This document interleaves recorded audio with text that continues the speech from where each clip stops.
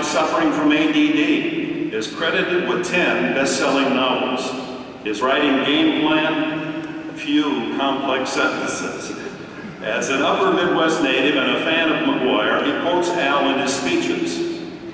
While trying to publish his first book, Flynn was warned that there are 50 rejections for every book that makes print. Hey, that's good, he replied. I've already been told no 48 times. That means I've got only 2 more to go before my first book's on the shelf.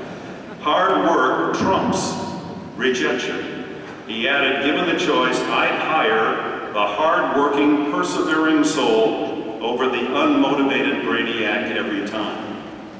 Especially in these times, graduates, talent alone may not be enough. Your challenge will include some tough adjustments and unrelenting effort. It may require accepting a position or an opportunity that seems below your talent and skill.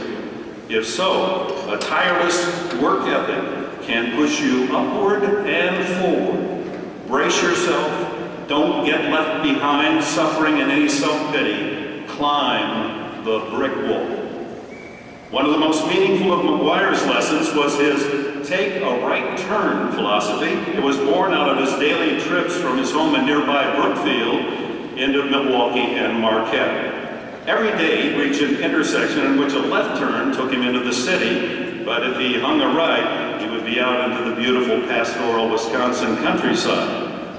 Once a month, he allowed himself a right-hand turn. It was spontaneous and unannounced. He wouldn't call in to Marquette to say he'd be absent that day. That would destroy the spirit. Besides, his assistants knew where he was and they certainly could coach the team. In some way, it's the antithesis of the brick wall. Instead of that determined, endless battle for wins, taking a right meant that he was pausing to allow life to come to him. He wasn't chasing life. He was meeting the guy with 2 teeth missing. It's surprising how beautiful the unplanned can be. When there is no agenda, no itinerary, we allow what the Italians call il dolce far niente, the sweetness of doing nothing. Allow time for simple surprises. I have 2 children. They're recent college graduates and another finishing his sophomore year. It concerns me in this era of tweeters, Facebook, cell phones, iPods, text messaging, and the lot, that they're drinking life 24/7 out of a fire hose. Yes, the advantages of our high-tech avalanche are enormously valuable, but they are at the risk of being ensconced in a world of black and white. How about the colors of life? The sunsets, the rainbows, the autumn hues, the winter crystals. Take time to see and embrace them. Program an hour each week to take a right-hand turn. Power down. No game plan. Make a person-to-person contact uninterrupted by high-tech's buzzers and bells. Experience humanness. It's a philosophy that has considerable application. Searching for a job, searching for love, searching for the right answer. Too often we're so busy searching, chasing it, we run blindly by the desired result or miss the moment because our mental and visual focus is down instead of ahead.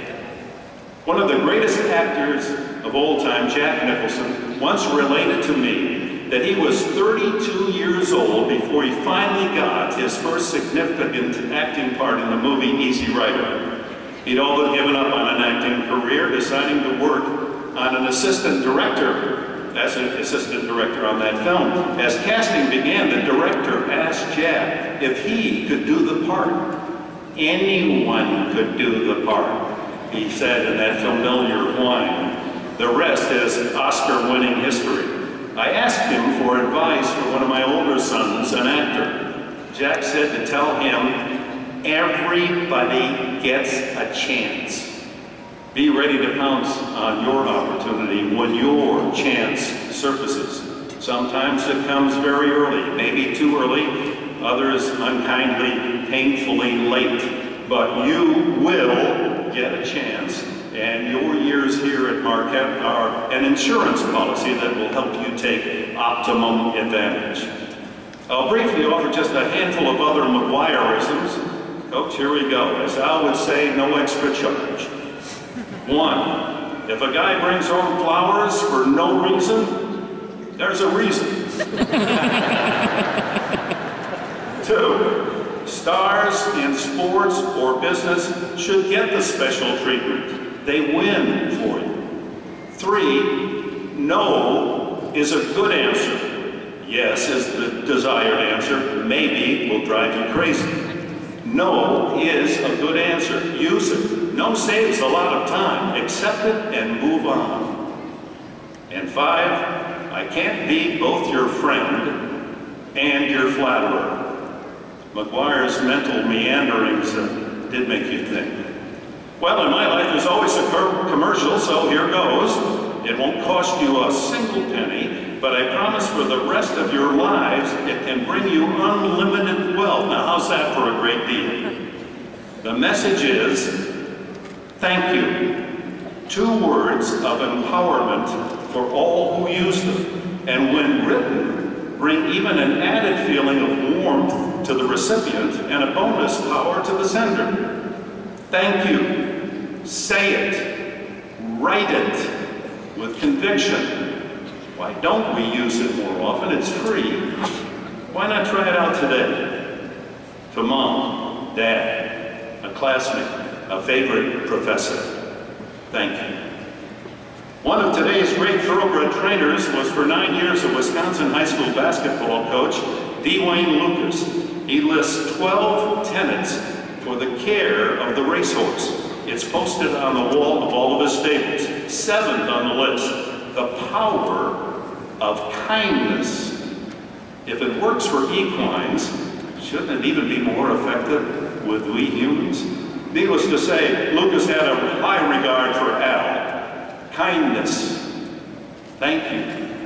A few years ago, I was a seatmate on a flight with Charles Luckman, considered one of our very top architects.